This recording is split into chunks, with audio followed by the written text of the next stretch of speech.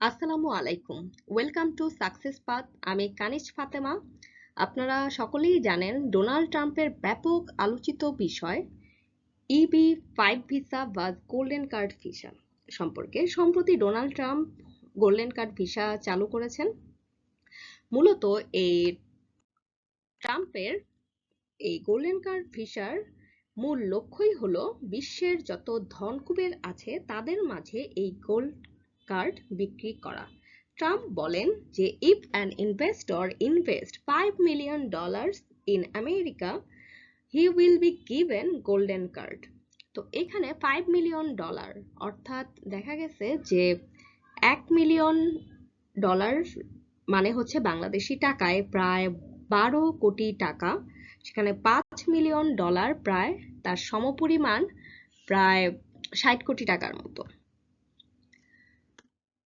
এক নজরে আমরা এখানে ইউএস এর ম্যাপটা দেখে নিই, যার উপরে হচ্ছে কানাডা এবং মেক্সিকোর মাঝখানে অবস্থিত ইউএসএ।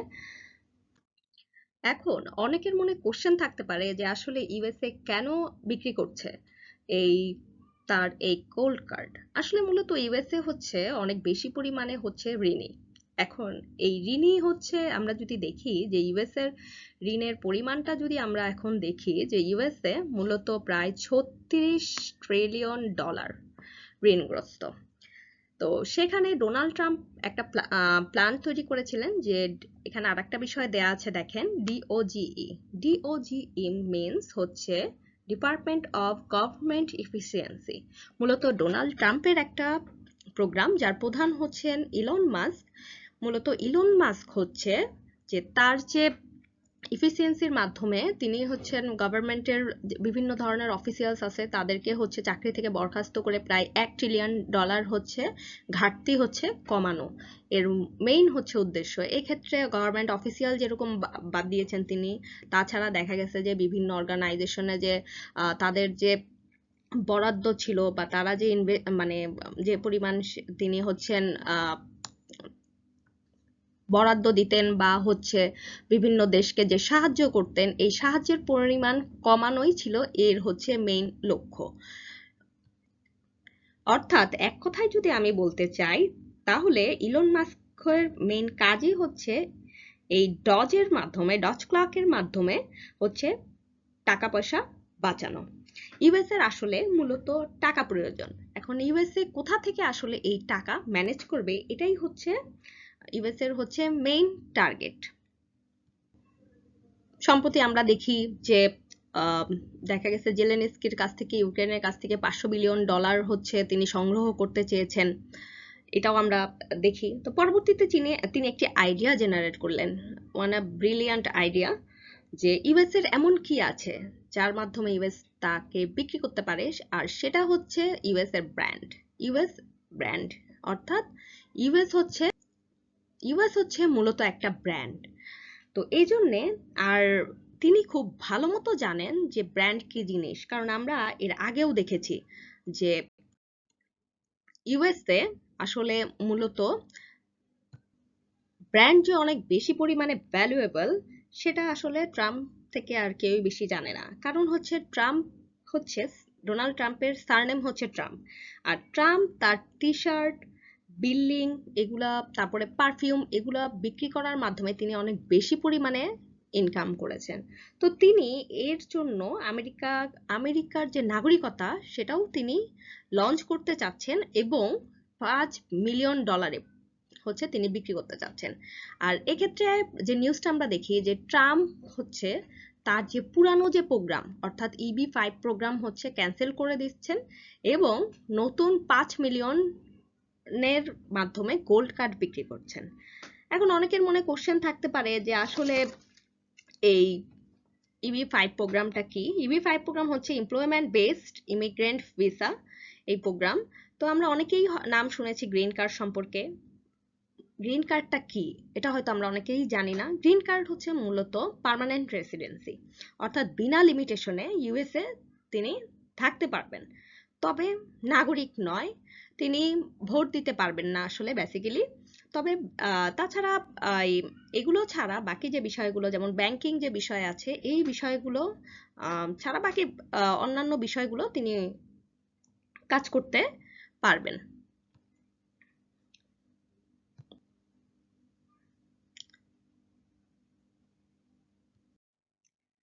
তো গ্রিন কার্ড পাওয়ার জন্য আসলে মূলত তারা কি করতেন, গ্রিন কার্ড পাওয়ার জন্য দেখা যেত যে কোনো প্রজেক্টে তারা হচ্ছে খরচ করতেন, সেক্ষেত্রে 10 থেকে 12 কোটি আহ, টাকা অর্থাৎ $1 মিলিয়ন তারা হচ্ছে খরচ করতেন, যে কোনো জায়গায় বিনিয়োগ করতেন, হতে পারে সেটা বিল্ডিং এ বা ইনভেস্ট করতেন বা বিভিন্ন ক্ষেত্রে তারা হচ্ছে ইনভেস্ট করতেন, আর এই ইনভেস্টের মাধ্যমে তারা হচ্ছে মূলত এই গ্রিন কার্ড পেতেন। তো ডোনাল্ড ট্রাম্প আসলে চিন্তা করলেন যে আমেরিকার মতো জায়গায় আসলে $1 মিলিয়ন এটা তো অনেক নগণ্য একটা অ্যামাউন্ট। তো এই জন্যে তার প্ল্যান হচ্ছে যে বিশ্বের প্রায় 35 মিলিয়নের বেশি, 35 থেকে 37 মিলিয়ন ধরা হয় যে মিলিয়নিয়ার আছে, তাদের কাছে আসলে তিনি হচ্ছে এই গোল্ড কার্ড বিক্রি করতে চান। আর এই এই বিক্রি করার কারণে দেখা যাবে যে মিলিয়নিয়াররাও বা কেন আগ্রহ হবেন যে আপনার আমেরিকার মতো জায়গায় হচ্ছে প্রায় 60 কোটি টাকার মতো টাকা দিয়ে হচ্ছে বিনিয়োগ করতে, কারণ হচ্ছে দেখা যায় যে তাদের যে লাইফস্টাইল, জীবনযাত্রার মান আসলে অনেক বেশি পরিমাণে ইমপ্রুভ অন্যান্য দেশের তুলনায়। তো এই জন্য অনেকেই হচ্ছে সেখানে ইনভেস্ট করতে চাইবে। তাছাড়া আর একটা যে বিষয়, সম্পত্তির যদি বিষয় আমরা বলি, যে সেখানে দেখা যায় যে কারোর কাছে যদি আহ, দেখা যায় যে 1 লক্ষ টাকা থাকে, এখন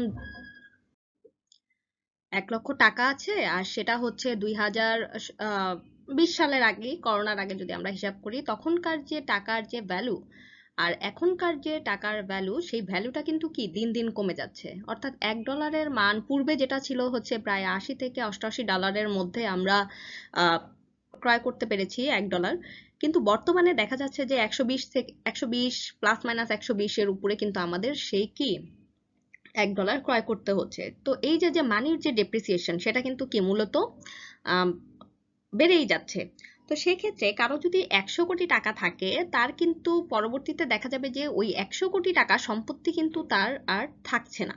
তার কিন্তু যে ডেপ্রিসিয়েট যে ভ্যালু আস্তে আস্তে দিন দিন কমতে থাকবে। কিন্তু সে যদি দেখা যায় যে আমেরিকাতে ইনভেস্ট করে, তার কিন্তু সেই যে যে মানে সম্পত্তির যে ভ্যালু, যে মানটা, সেটা কিন্তু আসলে কমবে না।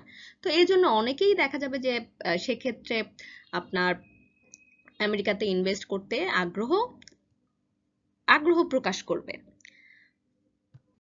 তো চলুন দেখে নেই যে মিলিয়নারের যে সংখ্যা, সেটা যদি আমরা দেখি তাহলে সবচেয়ে বেশি পরিমাণে আছে হচ্ছে ইউএসএ তে, দেন হচ্ছে চায়নায়, দেন হচ্ছে ইউকেতে, ফ্রান্সে, জাপানে। তো এভাবে আমি এখানে টপ 12 মিলিয়নিয়ার দিয়েছি। তো মূলত ধরা হয় যে প্রায় 35 মিলিয়ন হচ্ছে মিলিয়নারিস আছে বিশ্বে। সেখান থেকে যদি মোটামুটি কিছু পার্সন বা অনেক পার্সনও যদি আমেরিকাতে ইনভেস্ট করে, তাহলে আমেরিকাতে প্রায় ট্রিলিয়ন ট্রিলিয়ন ডলার তারা মোটামুটি হচ্ছে সেটা তাদের ইনভেস্টমেন্ট বাড়বে এবং ঋণের পরিমাণটা আস্তে আস্তে কমবে। কারণ যদি কখনো আমেরিকাতে ব্যাংক্রাফট হয়, সেক্ষেত্রে আমেরিকার কিন্তু অধপতন কিন্তু কি অনেক বেশি পরিমাণে হতে পারে। তো এক্ষেত্রে ডোনাল্ড ট্রাম্পের যে জিনিয়াস আইডিয়া, সেটা অনেক বেশি পরিমাণে আসলে কাজ করছে। এখানে আমি টপ 10 কান্ট্রিজ আউটফ্লোটা দিয়েছি, যেখান থেকে হচ্ছে সবচেয়ে বেশি পরিমাণে হচ্ছে মিলিয়নারিস হচ্ছে বিভিন্ন দেশ, বিভিন্ন দেশে হচ্ছে তারা চলে যায়। এর মধ্যে সর্বপ্রথম আছে হচ্ছে চায়না, প্রায় হচ্ছে 15,200 পার্সন আছে বছরে হচ্ছে আহ, আপনার মিলিয়নারি হচ্ছে চলে যায়। দেন হচ্ছে ইউকেতে প্রায় 9,500-র মতো আছে, এবং ইন্ডিয়াতে 4,300 পর্যন্ত আছে, যে তারা হচ্ছে অন্য কান্ট্রিতে হচ্ছে চলে যাচ্ছে, যে তাদের সেক্ষেত্রে দেখা যায় যে এত বেশি পরিমাণে যদি কান্ট্রি থেকে যদি মিলিয়নার যদি অন্য দেশে চলে যায়, সেক্ষেত্রে দেশের যে অর্থনৈতিক যে অবস্থা দিন দিন আরো বেশি পরিমাণে কি ক্ষতিগ্রস্ত হয়। যার কারণে আমরা দেখি যে আমাদের দেশে যে পাচার হয়ে যাওয়া যে অর্থের কারণে আমাদের কিন্তু অনেক বেশি পরিমাণে ভোগান্তি ভুগতে হয়েছে। এখনো আমরা তার ক্ষতি তার ক্ষতি আমরা ভোগ করছি, যে অনেক বেশি টাকা পাচার হয়ে যাওয়ার কারণে। এক্ষেত্রে আসলে মূলত দেশের মিলিয়নারিরা যেন না যায়, এক্ষেত্রে আমাদের হচ্ছে দেশের এমন ব্যবস্থা করা, তাদের কাছ থেকে হচ্ছে ট্যাক্স মানে অনেক বেশি পরিমাণে না কর্তন করা, যাতে জানি তারা অন্য দেশে হচ্ছে তাদের আউটফ্লোটা না হয়। এদিকে আসলে আমাদের আসলে আরো বেশি ভাববার বিষয়। এখন হয়তো অনেকের মনেই কোশ্চেন তৈরি হয়েছে যে বাংলাদেশে আসলে কি পরিমাণে আসলে মিলিয়নারিজ আছে, মিলিয়নিয়ার আছে। তো অ্যাকর্ডিং টু হচ্ছে গ্লোবাল ওয়েলথ রিপোর্ট 2021 অনুযায়ী হচ্ছে 8,000-এরও বেশি আসলে মিলিয়নে মিলিয়নিয়ার আছে বাংলাদেশে। তো তবে এখানে আরো আরেকটা কথা হচ্ছে বলার বিষয়, সেটা হচ্ছে 1 থেকে 5 মিলিয়ন ডলার রেঞ্জের ওয়েলথ আছে প্রায় হচ্ছে 21,399 জন পিপল। আসলে আমাদের দেশ থেকেও যদি এ ধরনের ক্রাইসিস যদি হয়, অন্য দেশে চলে যায়, সেক্ষেত্রে আমাদের দেশেরও কিন্তু কি মানি আউটফ্লোটা কি অনেক বেশি পরিমাণে কমে যাবে। তো এই জন্য আমাদের এখনই হচ্ছে আহ, আম, আমাদের দেশের যে গভর্নমেন্ট অ্যাসোসিয়েশন আছে, তাদের উচিত হচ্ছে ট্যাক্স হচ্ছে সেরকম পরিমাণে আসলে ইনপুট করা, যাতে কিনা যে আমাদের যে মিলিয়নিয়াররা আছে তারা যেন অন্য দেশে ইনভেস্টমেন্ট না করে আসলে মূলত। তো আমেরিকাতে যেহেতু মূলত এই 5 মিলিয়ন ডলারে হচ্ছে নাগরিকতা পাবেন, নাগরিকতা ছাড়াও তারা হচ্ছে মূলত ইনভেস্ট করতে পারবেন আর কি। 5 মিলিয়ন ডলার ইনভেস্ট করলে তারা হচ্ছে গোল্ড কার্ড পাবেন। তো শুধুমাত্র অনেকের মনে প্রশ্ন হতে পারে যে শুধুমাত্র কি আমেরিকাতে এরকম গোল্ড কার্ড ভিসার ব্যবস্থা আছে? না, আসলে আমেরিকা ছাড়াও অনেক দেশ আছে সেখানে হচ্ছে গোল্ড গোল্ডেন যে ভিসা সেটা আছে। যদি আমরা দেখি যে ইউনাইটেড আরব এমিরেটস ইউএই তেও কিন্তু আপনি 8 থেকে 10 কোটি টাকা যদি ইনভেস্ট করেন, সেক্ষেত্রে আপনি কিন্তু কি সেখানে গোল্ডেন ভিসা আপনারা পাবেন। তো ইউএই তে পাবেন, সেখানে আলিশান একটা লাইফ একটা আপনি লিড করতে পারবেন। তাছাড়াও হচ্ছে ইউরোপের অনেকগুলা দেশ আছে, ইউরোপের অনেকগুলা দেশে আপনি হচ্ছে ইনভেস্ট করলে হচ্ছে আপনি সেক্ষেত্রে আম, যে পার্মানেন্ট রেসিডেন্সির যে সুবিধা, সেই সুবিধাটা আপনি পাবেন। যেমন হচ্ছে পর্তুগালে আপনি পাবেন, ইটালিতে পাবেন, গ্রিসে পাবেন। তাছাড়া আরো অনেক আসলে দেশ আছে যেখানে কিনা আপনি মোটামুটি ভাবে 7-8 কোটি টাকা যদি আপনি ইনভেস্ট করেন, সেখানে আপনি কিন্তু কি মোটামুটি পার্মানেন্ট রেসিডেন্সি আপনি সেখানে পাবেন। তো এই বিষয়ে আজকের মতো এখানেই সমাপ্তি। তো আপনাদের আমার ভিডিও কেমন লাগলো তা আপনারা অবশ্যই কমেন্ট করবেন এবং লাইক দিবেন। Please subscribe my channel.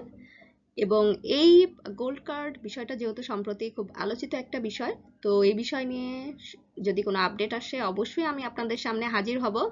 তো ধন্যবাদ সবাইকে, থ্যাংক ইউ।